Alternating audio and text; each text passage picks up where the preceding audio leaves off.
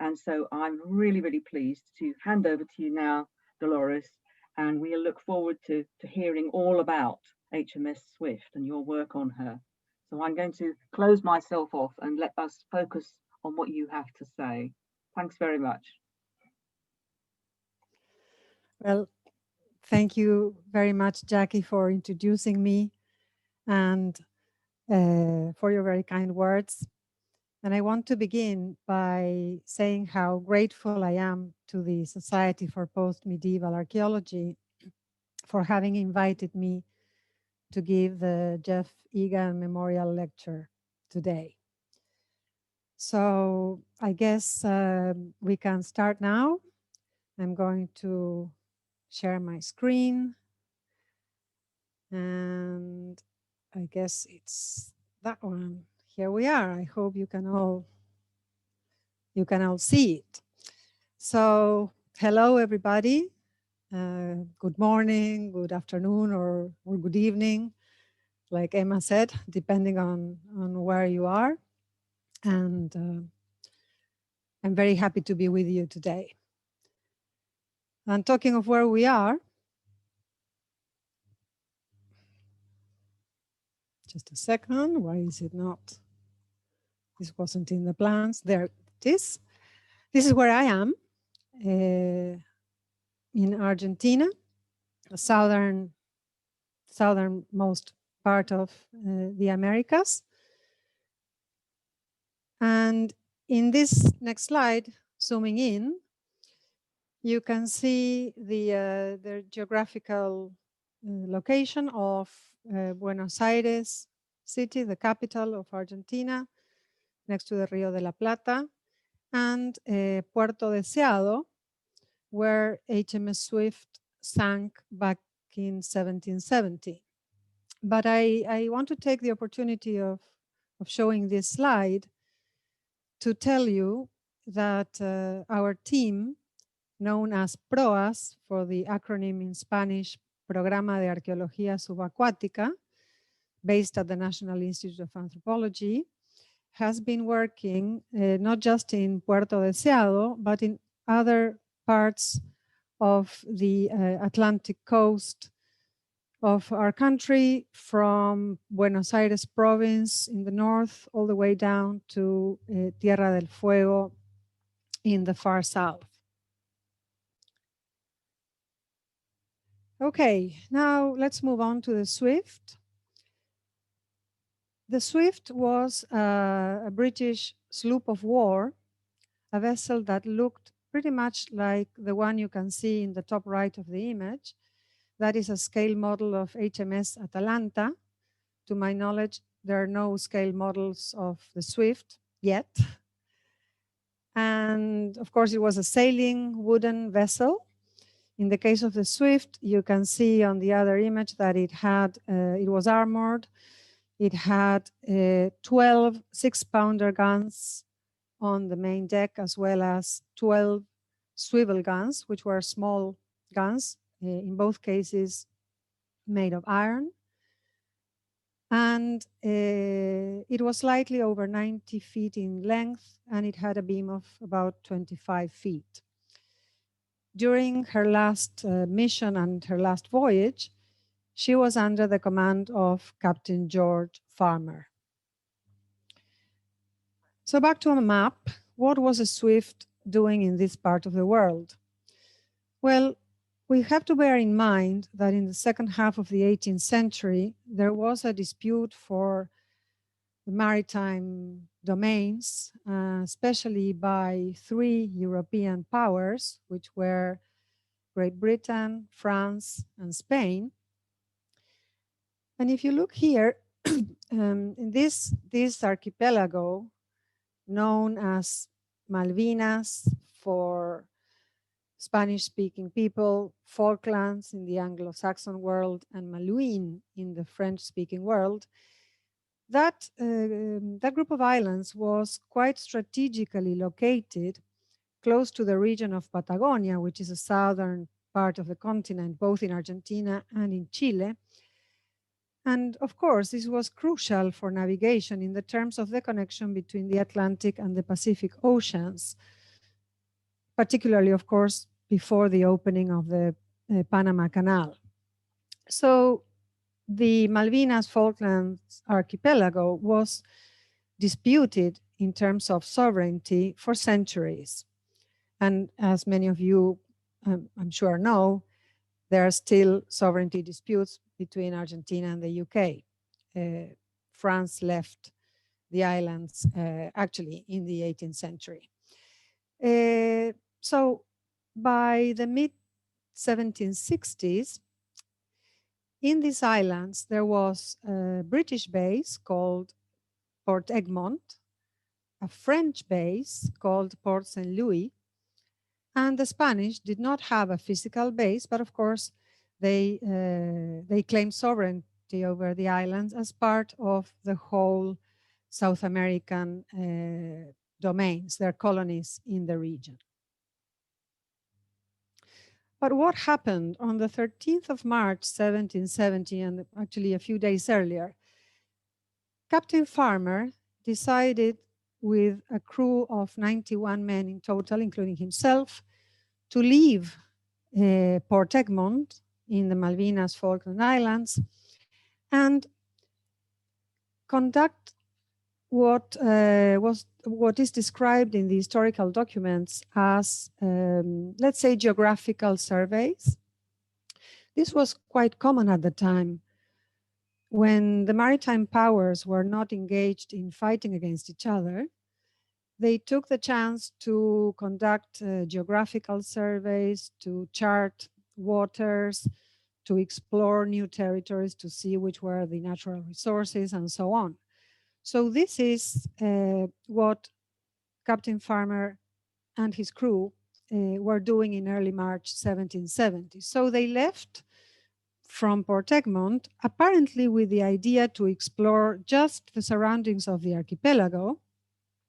That's at least what he says in the court-martial, although other documents point in other directions.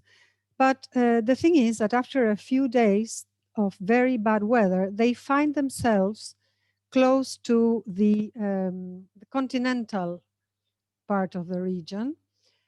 And some of the officers already knew about a sheltered estuary called Ria Deseado or Deseado Estuary. And they decided to get in there so that the crew could recover after the days of bad weather and then continue with their activities. But they had the bad luck of hitting a rock at the entrance of the estuary, which was concealed by the high tide. They managed to release the ship from that stranding, and then apparently the wind continued to push the ship into the estuary, way about, well, I can't remember how many kilometers, but you can see here the scale, several kilometers into it, until it hit a second rock that was also hidden by the high tide, and eventually the ship sank. In that accident, 3 men died, and the rest of the crew managed to get to the shore. But the problem was that nobody knew where they were. So after a few days, they decide to do something about it, and they come up with this crazy idea of rowing back to the Malvinas Falkland archipelago. We're talking about more than 300 nautical miles, using one of the boats, one of the auxiliary boats of the Swift. Of course, the Swift was lost. And incredibly enough, they managed to get to Port Egmont, ask for help. And then about a month after the accident, the surviving crew was rescued by another vessel of the small fleet. Was formed by only 4 vessels total. So minus the Swift, there were only 3 left. So here is an aerial view of Puerto Deseado today. This is the town. It's a small town of about 15,000 people maybe these days. Of course, it didn't exist at the time. Well, the thing is, the Swift survivors were rescued by another vessel, thanks to this incredible effort made by some people who decided to go to Port Egmont and ask for help. And the rest remain in Puerto Deseado. Sorry, but nothing was in Puerto Deseado at the time. Now we have a town, a small town. And this star here shows where the ship was lost, close to the northern bank of the estuary.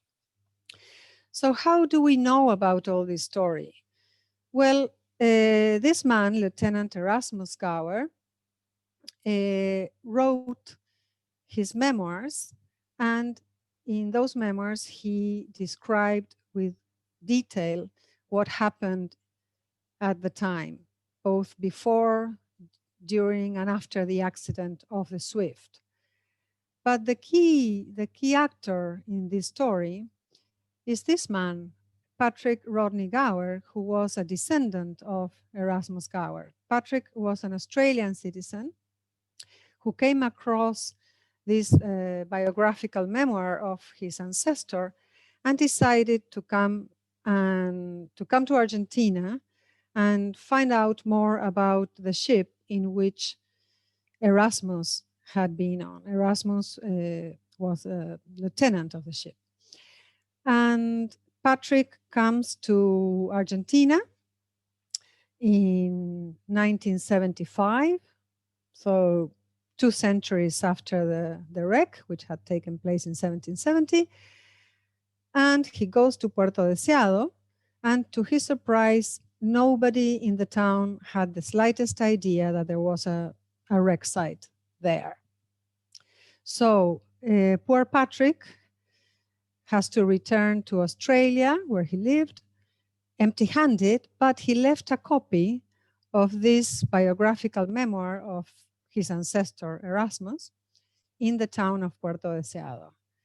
And that triggered the interest of some local people, particularly a young diver who was a high school student.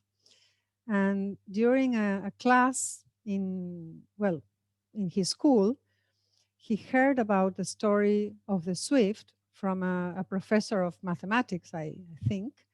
And he became so interested in the story that he decided to look for the ship. And to cut a long story short, this young kid put together a team and decided, like I said, to look for the Swift, and they found it in 1982.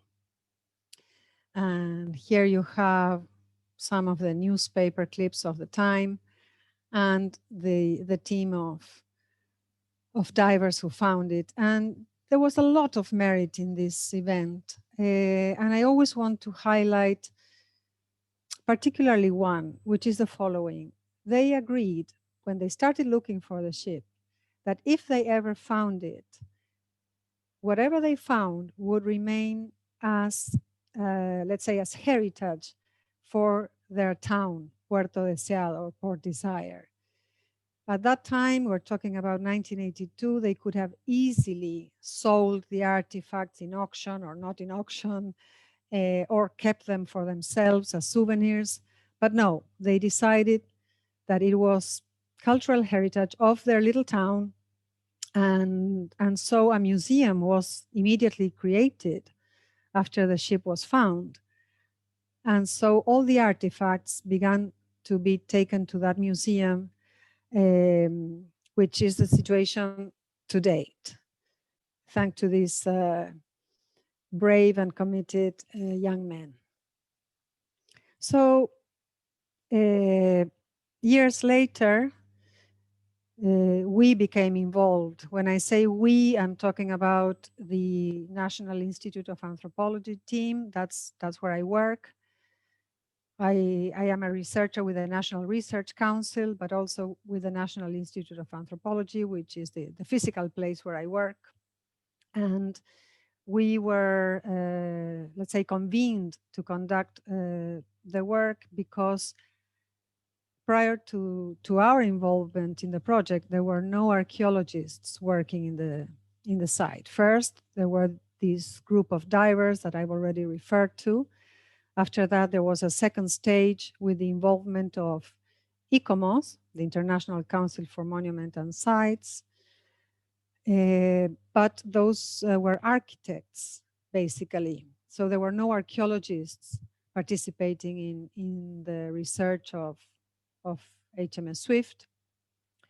And there was a moment when I got in touch with one of the architects who was part of the ICOMOS team. And well, I thought it was worth learning to dive and trying to do something about a shipwreck, which looked pretty amazing, frankly, in terms of the artifacts that were that had already been recovered.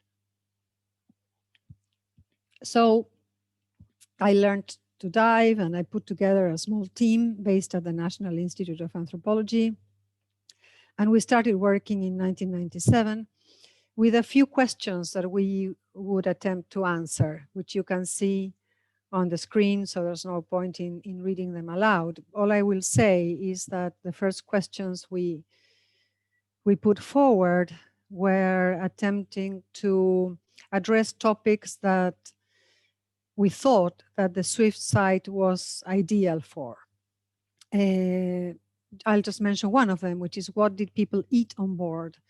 Because being a shipwreck located in Patagonia with very cold water, there were chances that, that there were food remains, for example.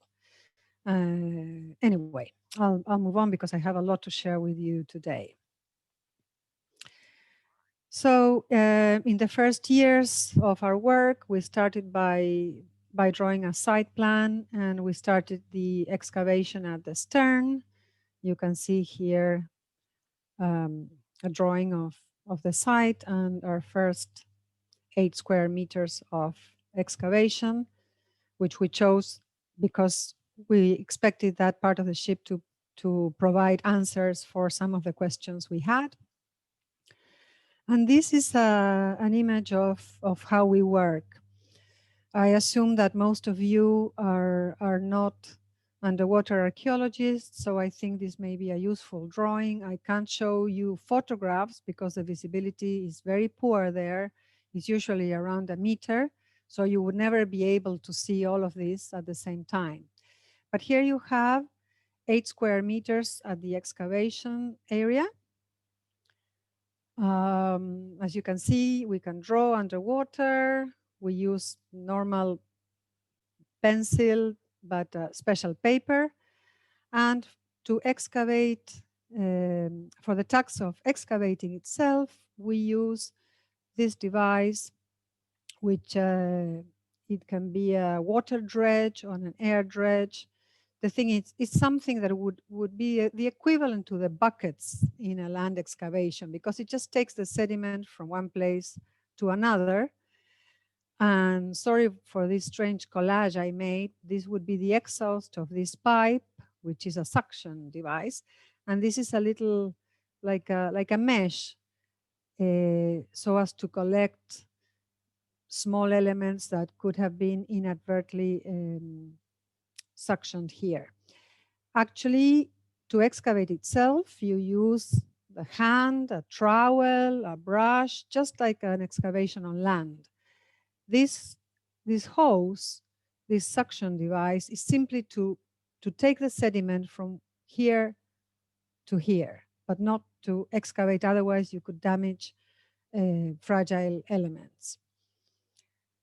Okay, so this would be the stern of the ship, and which is tilted, so we have to use telescopic legs in the excavation zone so as to have a leveled reference for the successive layers of excavation.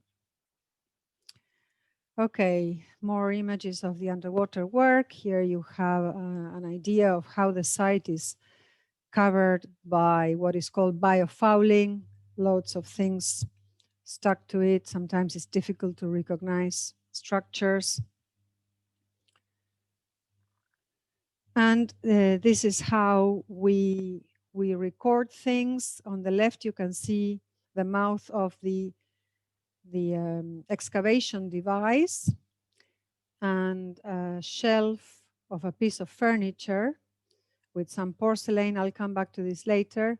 And here, well, I am recording what is found. You can see it's important that the pencil is attached to the board, because the problem when you work underwater is that some things tend to float. So if you lose the elements with which you're writing or drawing, it's a real problem. But other than that, it's basically the same principles as an excavation on land. There you have another image. And here is a site plan with the different sectors that were excavated between 2002 and 2010. The first years were devoted to draw a site plan of the whole ship, or what remains of the ship, which is quite a lot actually. And we started the excavation in 2002. So these are other images of the way we work. This is our home floating platform or pontoon. You can see nowadays we are in the middle of the harbor, so it's not great, but it's what it is. And on the right, you can see the way we bring artifacts to the surface in just simple plastic baskets, protected from the light. And of course, just as if it was an excavation on land, each element in a bag with a label and with all the information of, you say, provenance recorded. And here is a more panoramic view of our working platform, which is the pontoon. That's our home for many hours during the day. And this is our Zodiac, also known as a research vessel of our team. And that's basically our infrastructure.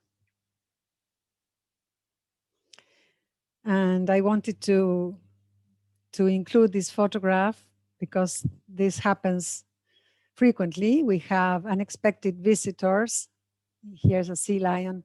They tend to come both close to the pontoon on the surface, but also when we're working, when we're excavating or drawing or whatever. And believe me, they can scare you quite a lot, because with the poor visibility, because I don't think I told you, but the visibility in the site is of about 1 meter, maybe 2 maximum as an average.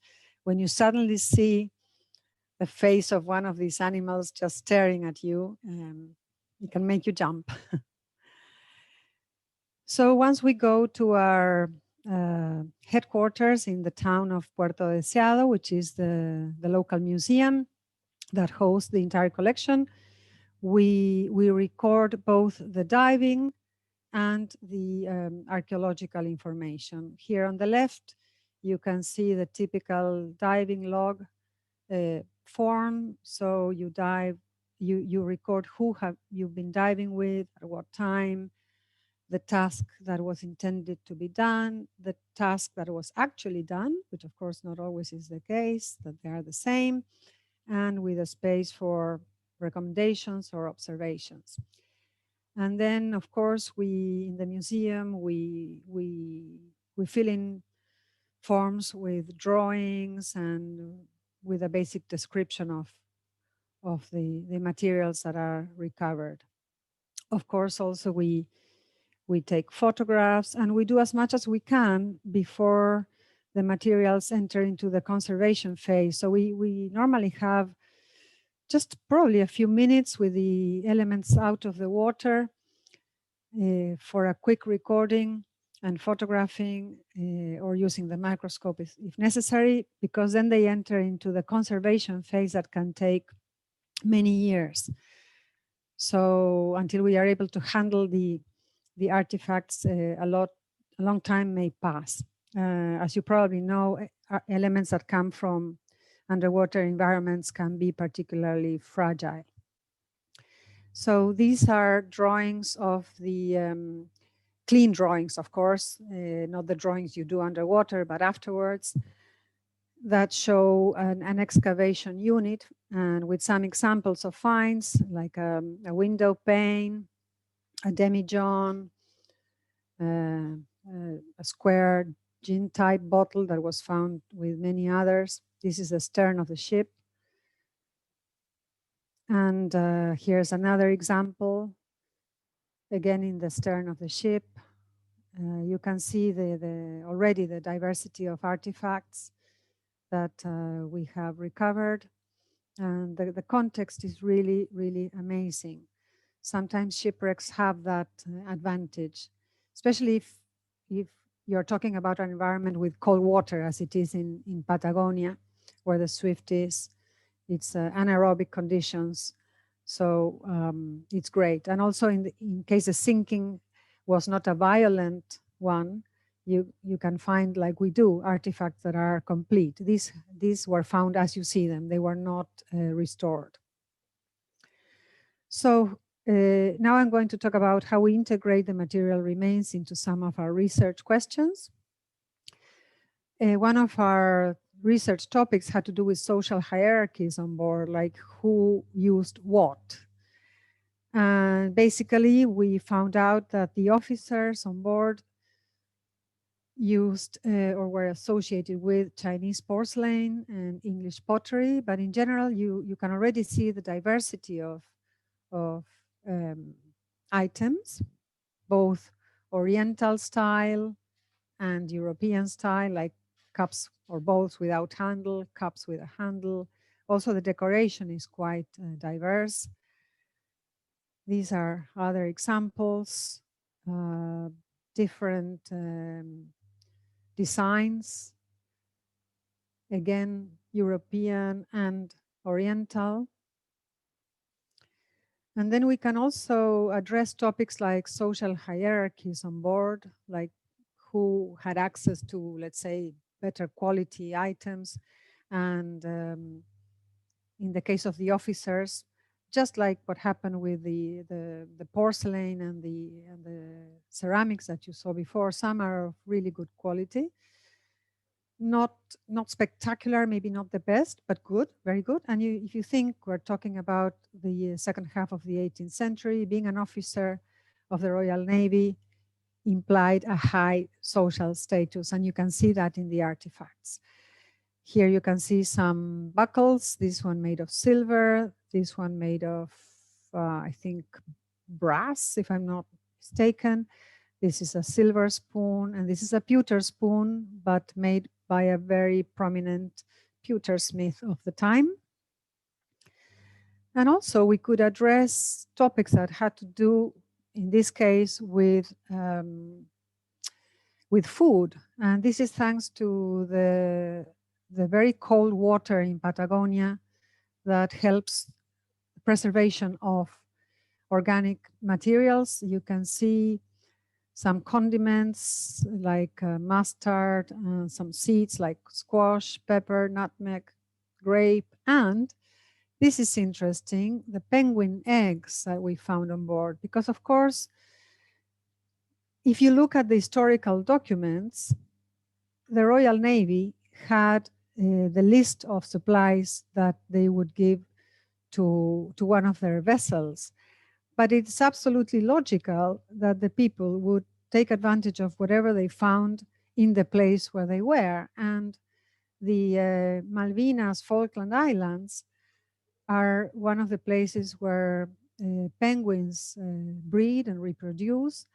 And so why not eating penguin eggs as a supplement to an otherwise quite dull diet, probably.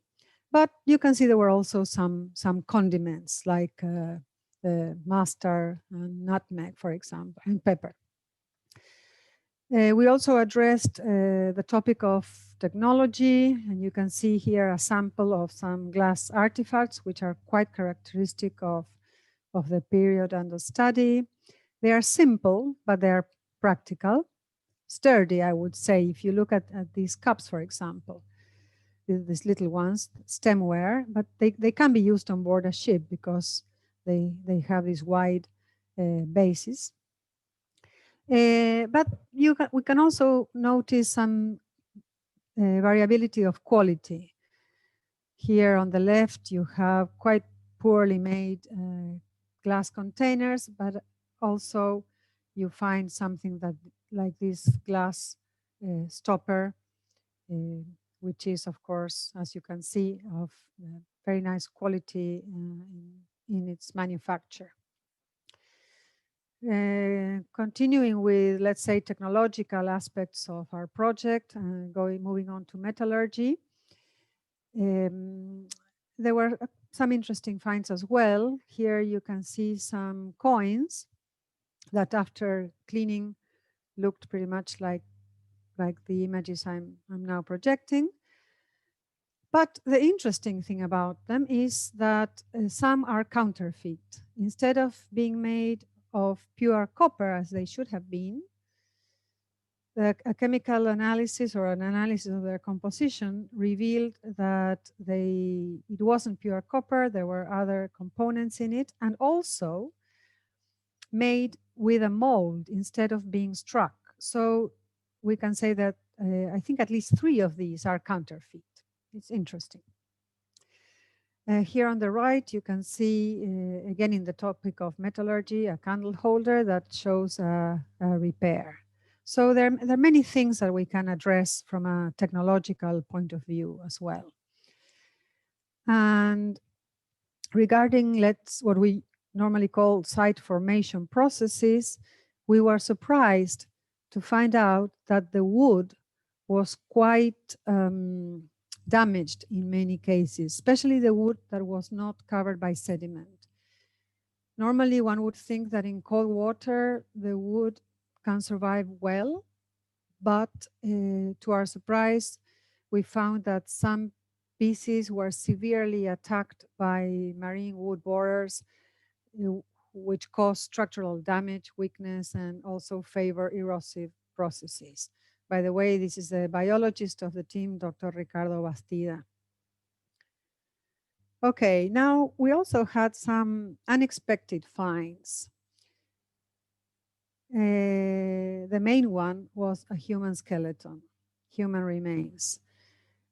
I don't remember if I said this before, but in the accident, only 3 men died, 2 Marines and the cook.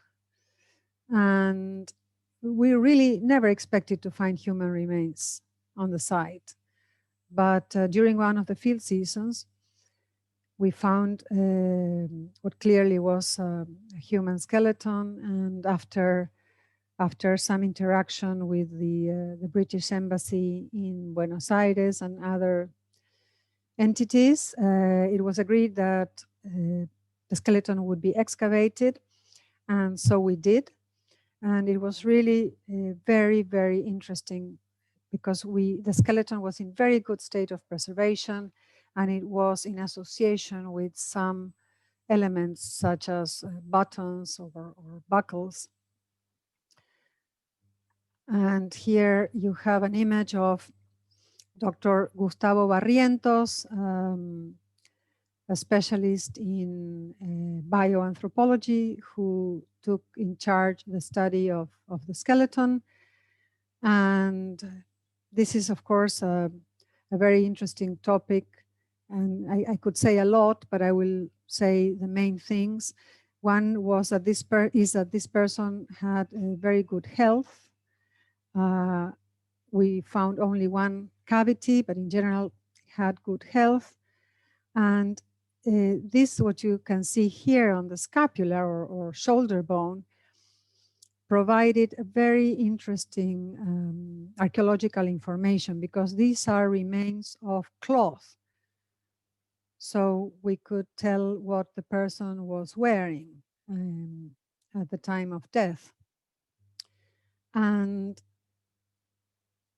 we know that he was wearing a red woolen jacket, but I'll get to that in a second. Following the order of these bullet points, we know that the person was male, young, approximately 25 years of age, 1.67 meters in height, probably right-handed, something that you can tell on the basis of the muscular insertions in the bones.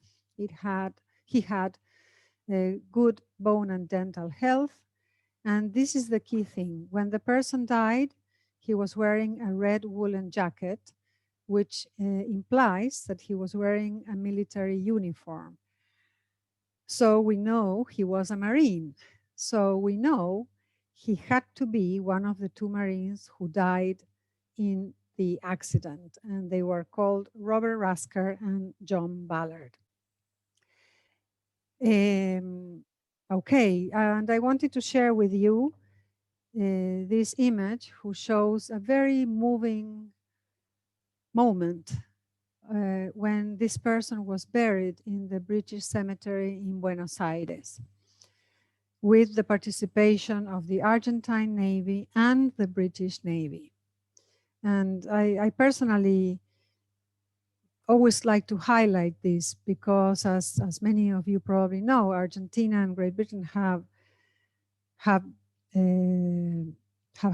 military confrontations over the islands that we call Malvinas, and in the English-speaking world are known as Falkland. But you can see that when you want to work together for a common goal, it is clearly possible in the best of the spirits. And this is an example.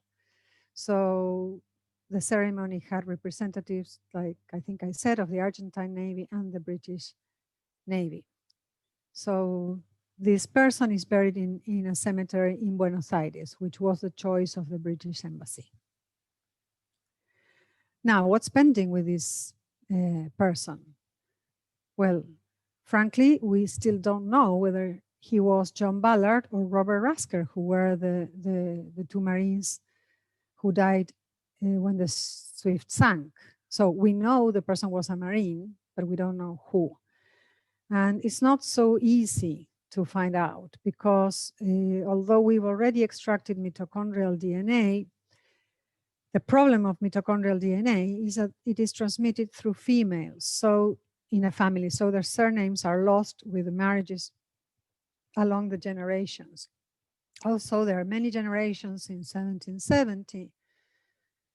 And it is possible that neither Ballard or Rasker, who were the two Marines who died in the Swift sinking, had female descendants, so that we can trace back the DNA transmitted through females. So sadly, that is still pending. Okay, moving on to some other things I wanted to share with you today. There are some other topics that were not included in the original project plan. One has to do with health, and this is because we found a small box, a compartmented box, which had several health-related containers that you can see here in this image. It was fabulous, really. And as you can see, some of them with their stoppers in place, which allowed to conduct some chemical analysis of the content. And for instance, we now know that some of those containers had mercury in different forms, mercurious chloride, and also pure mercury, which, as you know, was used to treat venereal diseases, although most likely they could cause brain damage or some nerve damage and not cure the venereal diseases. But anyway, that was the knowledge of the time, or lack of knowledge. And we also found other interesting things such as anthracinones, which are used to treat many things from sunburns to mouth injuries and other things. So I find this strand of research really very interesting, and this is thanks to the amazing preservation conditions that the HMS Swift site has. We also found some pieces of clothing. So this is an example of other topics that can be addressed. And I know that in the audience, there are people interested in this. So I put together this image, especially for that. You can see the variety of elements that are being found, including shoe lasts, more things that have to do with clothing, like a variety of buckles, buttons. Also, there's other type of remains that are very interesting to study, such as furniture, like a fireplace that was found, a table. By the way, I don't know if you can see in this table, but there's a broad arrow here, and this indicates that it belonged to the Navy, to the Royal Navy. So this wasn't a personal belonging of anybody from the crew. It was part of the ship's equipment. And these are more examples of furniture. I find this particularly fascinating. I'm going to start with this. This is a piece of furniture that you can see had shelves. This was in the officers' quarters. And if you remember earlier in this presentation, I showed you this when I was talking about the excavation. So here you can see some of these porcelain bowls and the shelves that were part of this piece of furniture. And an interesting thing that you find in ships is that the shelves sometimes have these, oh God, I forgot the word. Sorry, my English is not that good, but well, you can see what I'm talking about. It helps the items stay in place. So here you have, for example, a shelf that is probably this one. So you could put a bowl or something and it would stay in place despite the movement of the ship. So that's one of the many differences between a shipwreck site and a site on land. And here are other very interesting pieces of furniture. Okay, some examples of other interesting finds, like cutlery handles made of different materials and of different shapes. And something that I find particularly fascinating is that all of this was, of course, contemporary. All of this became an archaeological site on the 13th of March, 1770, and everything is in a very small place, so to say, which is a ship. So I think that from an archaeological point of view, shipwrecks are particularly interesting because they have a concentration of materials. And if you combine that with good preservation conditions, it's amazing. And I wanted to share with you in the last part of my presentation some other interesting artifacts, such as a dog collar. And interestingly, we didn't find remains of a dog on board. In all the records we read or we had access to, there's no mention of a dog. So it is possible that this dog collar is just an item that one of the officers took with him during this voyage as a memory of his home and obviously his dog. These are other interesting finds because the coconuts are, of course, something from the tropics. These are neither from the British Isles nor from Patagonia. And in this journey, the ship did not stop in any tropical place. However, in previous journeys, it had been in Jamaica, which was the British base at the time. And this is a snare drum that was found in the stern of the ship.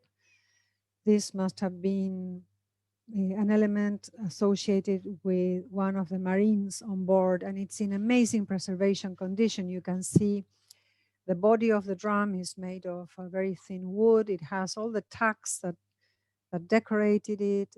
It has traces of paint as well.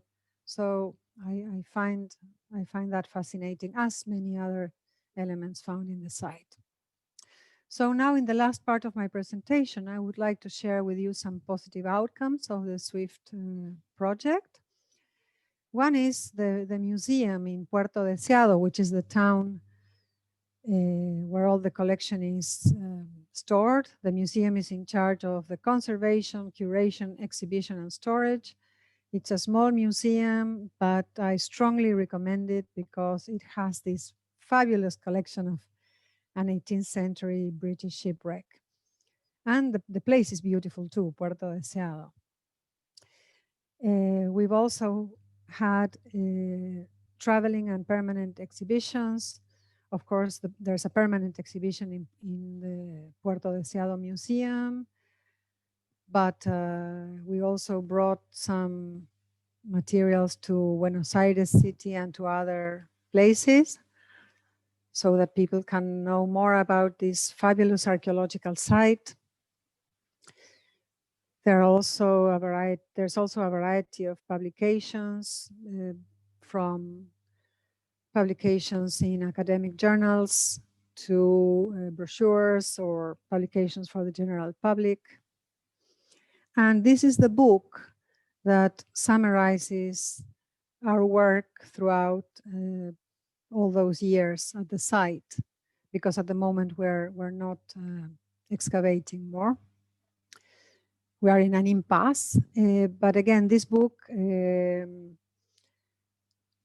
I would say, well, it summarizes, but it isn't just a summary. It presents in detail, actually, a thorough work that we conducted throughout many years. And for now, it is in Spanish. It's only in Spanish, but we hope to be able to have a version in English in the not too distant future. There have also been videos, a film on the Swift, and even a novel called The Sunken Secret, a thriller set in Patagonia and Australia. And I really find this fascinating. I'm very pleased as the archaeologist who happened to be in charge of the research project that there are so many strands that have to do with the Swift reaching a wider public.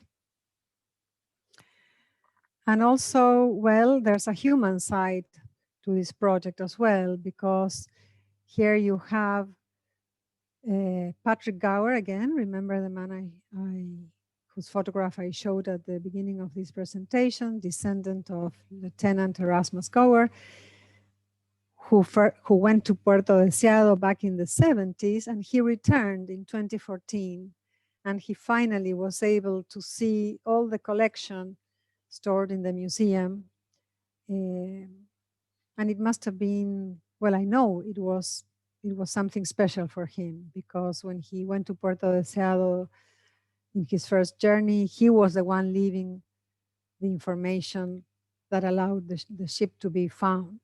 And now he could appreciate all the collection and the museum and all the nice consequences that project had. And this is another interesting relationship, which is with Patrice de Saint-Cyr, who was a descendant of the captain of the ship, descendant of Captain George Farmer. And I was delighted to be able to meet him in person a few years ago in Paris.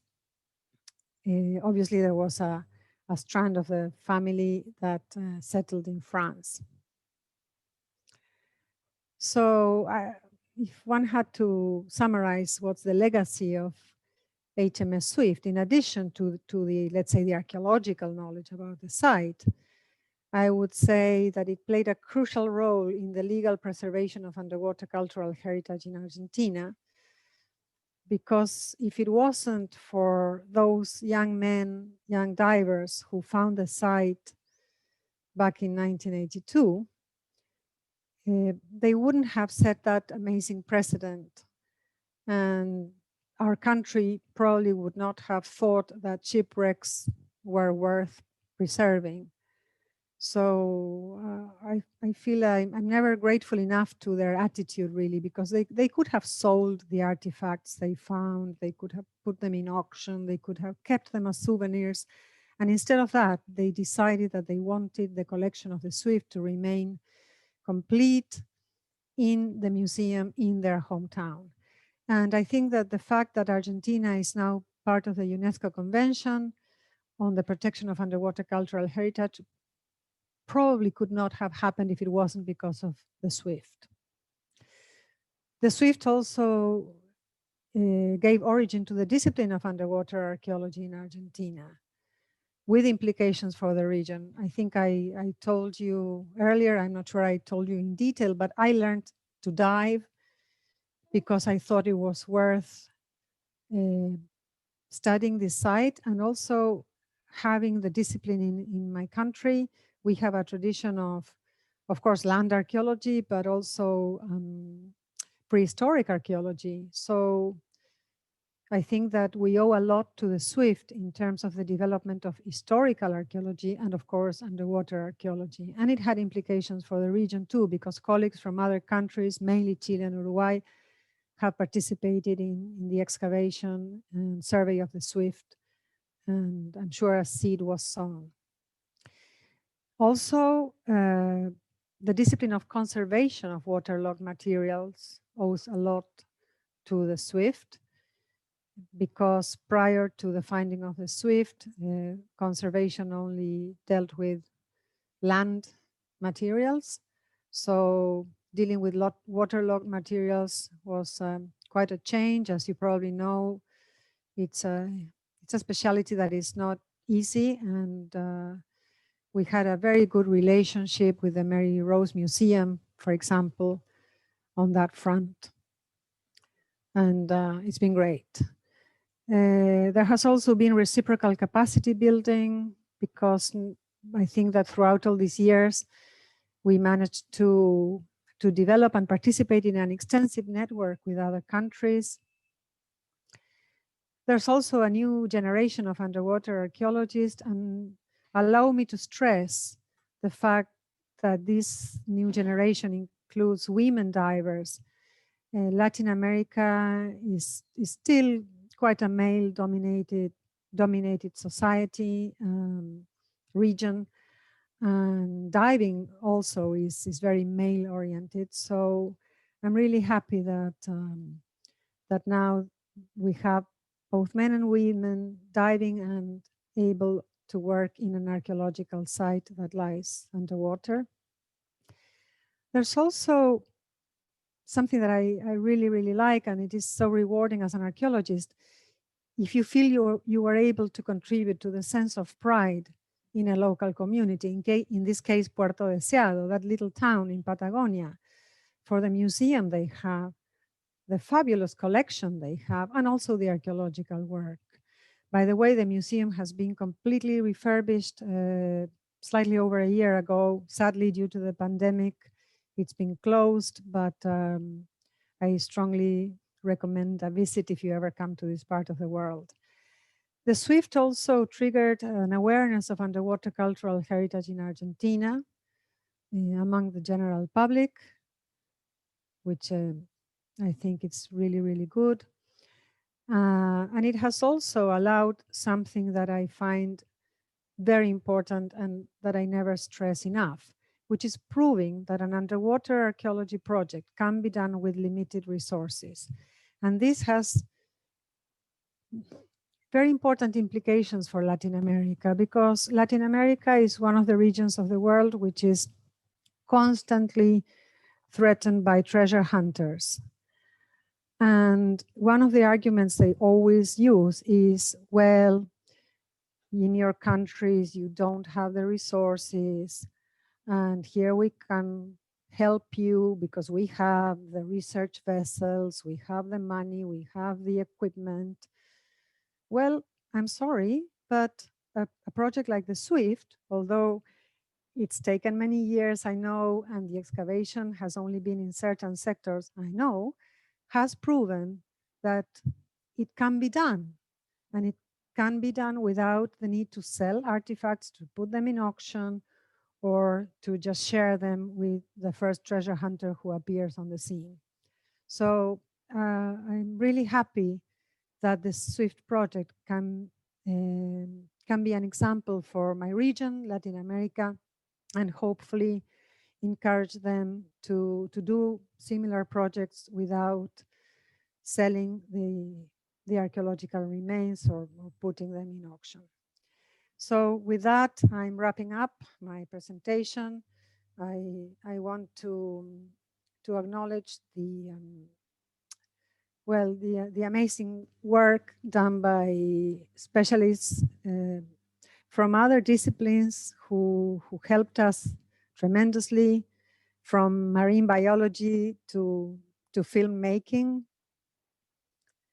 And also, I don't have space here to list all the sponsors, but I want to acknowledge the main sponsors who have allowed this project to develop, and especially the two Argentinian institutions, the National Council for Scientific and Technical Research and the Agency for the Promotion of Science and Technology, as well as the others that you can see in the image, including the British Embassy in Buenos Aires. And this is a photo of the core team in Puerto Deseado a few years ago. And with that, I conclude. So thank you very, very much for listening. Muchas gracias. And there you have my email. So I hope we stay in touch. Thank you very much.